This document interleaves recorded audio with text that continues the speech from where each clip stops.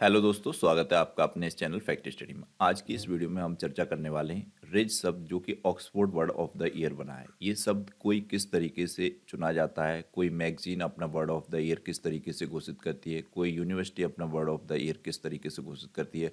और ये ऑक्सफोर्ड वाला तो बहुत बार एग्जाम्स में पूछा जा चुका है, जैसे 2022 का, 2021 का, हर वर्ष ये अपना वर्ड ऑफ द ईयर घोषित करते हैं।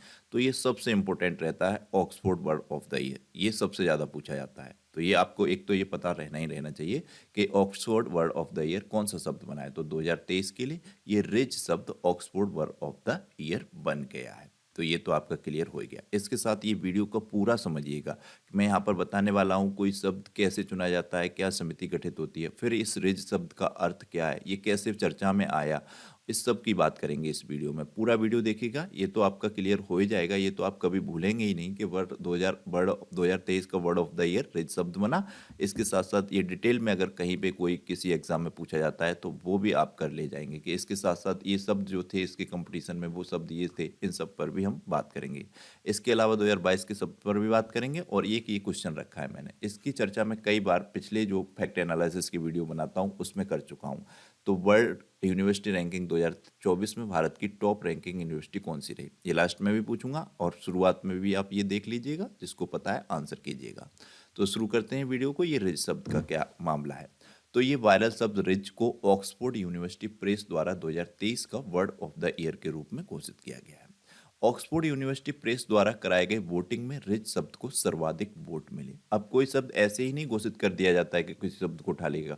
इसके द्वारा जैसे ऑक्सफोर्ड यूनिवर्सिटी प्रेस ने घोषित किया है, तो ऑक्सफोर्ड यूनिवर्सिटी प्रेस पूरी एक समिति बनाती है, उसमें विशेषज्ञों को रखती है जिनको शब्दों का विशेष ज्ञान होता है, भाषा विशेषज्ञ होते हैं, उनको चुना जाता है। फिर वो देखते हैं पूरी वर्ष में कौन कौन से शब्द ज़्यादा चर्चित में रहे, किन किन शब्दों का क्या क्या अर्थ है, लोगों ने उनके क्या क्या मायने समझे, और इस तरीके से फिर वो कुछ शब्दों को सेलेक्ट करते हैं, उन पर ही वोटिंग होती है बहुत से लोगों की। फिर उस वोटिंग के माध्यम से जिस शब्द को सबसे अधिक वोट मिलते हैं वो शब्द वर्ड ऑफ द ईयर के रूप में घोषित किया जाता है। जैसे कि इस रज शब्द को 2023 में जब वोटिंग हुई तो 32,000 से भी अधिक वोट मिले। तो इस तरीके से 32,000 से भी अधिक वोट पाकर ये रिज शब्द 2023 का ऑक्सफोर्ड यूनिवर्सिटी का रिज शब्द वर्ड ऑफ द ईयर बन गया। तो ये मामला आपको समझ में आ गया होगा, कोई शब्द किस तरीके से वर्ड ऑफ द ईयर बनता है। तो ये बोलचाल की संज्ञा की कैटेगरी में इसको रखा गया है रिज शब्द को। हालांकि इसे विशेषण मतलब कि वर्ब के रूप में भी प्रयोग किया जाता है। कुछ शब्द होते हैं ना जो नाउन के तौर पर भी प्रयोग किए जाते हैं और वर्ब के तौर पर भी। तो ये रिज शब्द भी नाउन और वर्ब दोनों के तौर पर प्रयोग किया जाता है।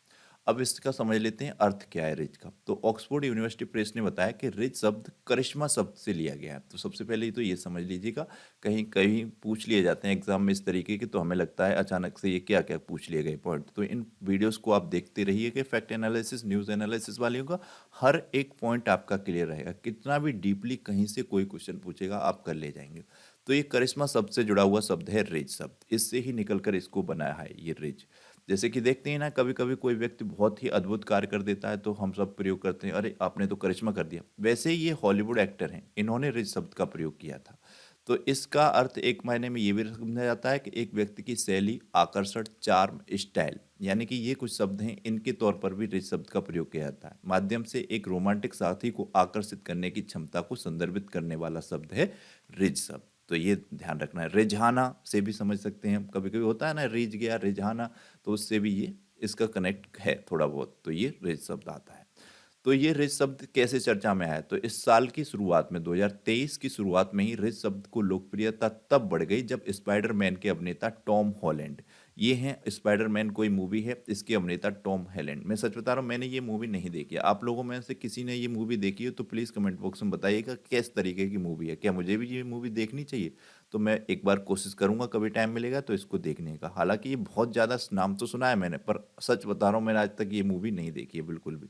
तो ये अभिनेता हैं टॉम हॉलैंड, इनसे ही पूछा गया था ये रिच शब्द का रहस्य क्या है। तो इन्होंने जवाब दिया था कि मुझे किसी भी तरीके का कोई दर्द नहीं है, मेरे पास सीमित रज है। जिसके बाद यह शब्द अचानक से वायरल हो गया, ट्विटर पर ट्रेंड करने लगा और 2 3 4 दिन तक ये लगातार ट्रेंडिंग में रहा। जैसा होता है जब कोई फेमस सेलिब्रिटी किसी शब्द का प्रयोग करता है और फिर वो उसका वीडियो क्लिप निकल के आता है, फिर वो वायरल होता है, फिर लोग दूसरे लोग भी उस पर रील्स बनाते हैं, उसी शब्द को प्रयोग करते हैं, सॉन्ग्स में प्रयोग करते हैं, फिर बहुत कम समय में ही वो बहुत ज़्यादा चर्चा में आ जाता है। तो वो अचानक से वायरल हो जाता है। ट्रेंडिंग में भी ये रहा था सब बहुत ज़्यादा ट्विटर पर।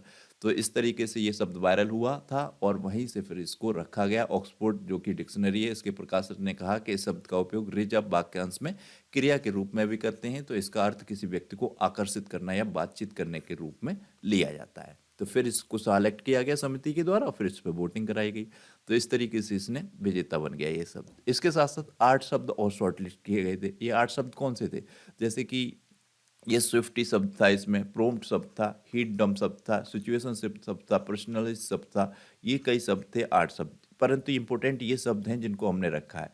ये अंतिम फाइनलिस्ट शब्द थे प्रोम्प्ट। ये शब्द आपसे किसी भी एग्जाम में पूछा जा सकता है। आप जानते हैं कि प्रोम्प्ट का जो प्रयोग किया जाता है आर्टिफिशियल इंटेलिजेंस प्रोग्राम के तौर पर एक कमांड देने की परिभाषा के रूप में किया जाता है।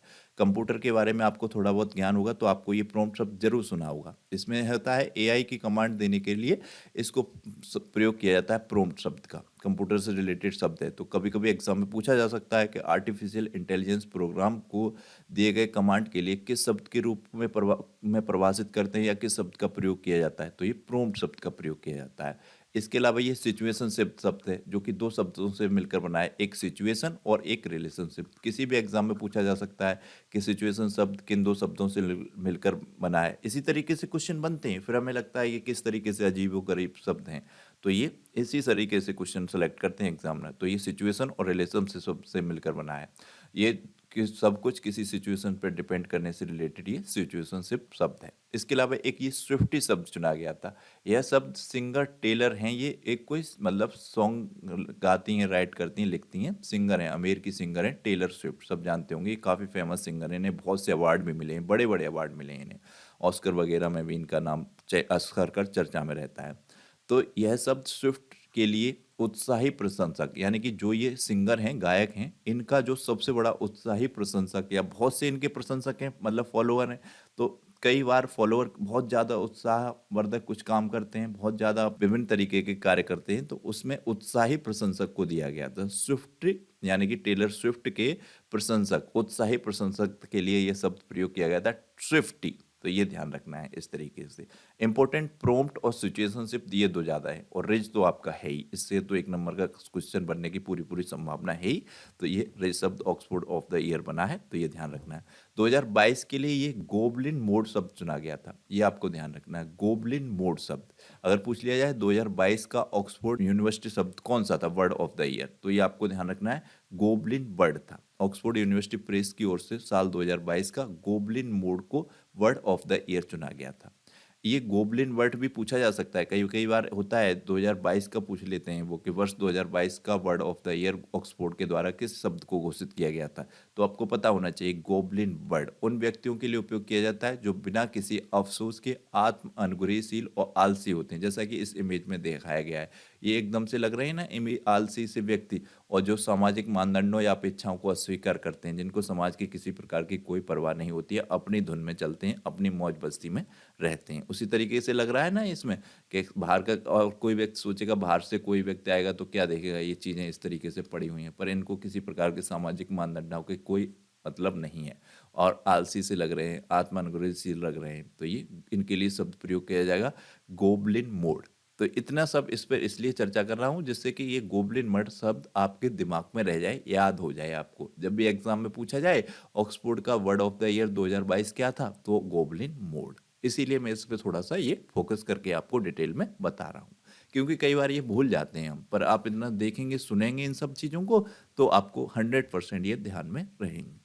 तो ये थी आज की हमारी वीडियो। आपको ये वीडियो कैसी लगी प्लीज़ कमेंट बॉक्स में बताइएगा, वीडियो को पूरा देखिएगा, लाइक और शेयर कीजिएगा। अब ये एक क्वेश्चन है, वर्ल्ड रैंकिंग मतलब वर्ल्ड यूनिवर्सिटी रैंकिंग 2024 में भारत की टॉप रैंकिंग यूनिवर्सिटी कौन सी रही, इसका आंसर आप जरूर कीजिएगा। हालांकि इस रैंकिंग में टॉप 100 में भारत की कोई यूनिवर्सिटी नहीं थी।